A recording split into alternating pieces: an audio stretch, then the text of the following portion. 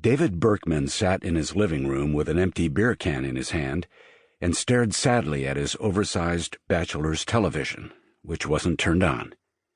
A light winter wind was blowing a soft, lovely snow into the storm windows. He needed to get out in the morning to plow the drive. But he wasn't thinking about that, or the winter, or the storm. He'd gotten away with it, he thought. That didn't make him much happier. David, he thought of himself as David rather than as Big Dave, Daverino, Davissimo, D-Man, Chips, or Bug Boy, didn't consider himself a killer. Not a real killer.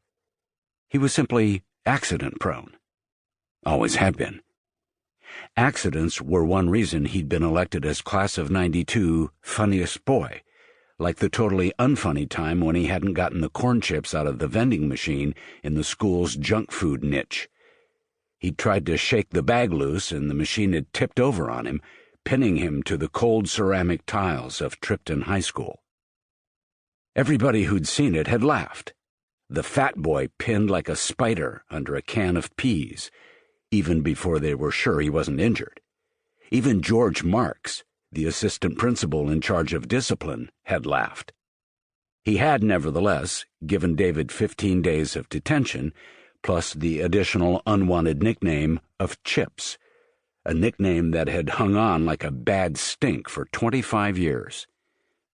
His own father had laughed after he found out that Trippton High School wouldn't make him pay for the damage to the vending machine. Big Dave, Daverino, Davissimo, D-Man, Bug Boy, squashed like a bug. The latest accident had occurred that night, though David thought it was all perfectly explainable if you understood the history and the overall situation. He knew that the cops wouldn't buy it. The history. First, his father was the Bugman of Trippton, the leading pest exterminator in Buchanan County. For 9 months of the year, the brightly colored Bugman vans were seen everywhere you'd find a bug. For the other 3 months, in the heart of winter, even the bugs took time off.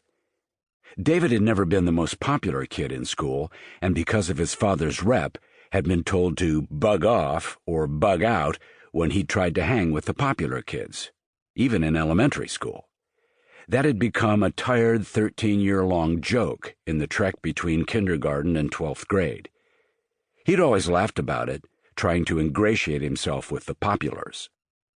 He wasn't laughing now, because second, Berkman had fallen in love with Gina Hemming during the summer after 6th grade, when the first freshet of testosterone hit.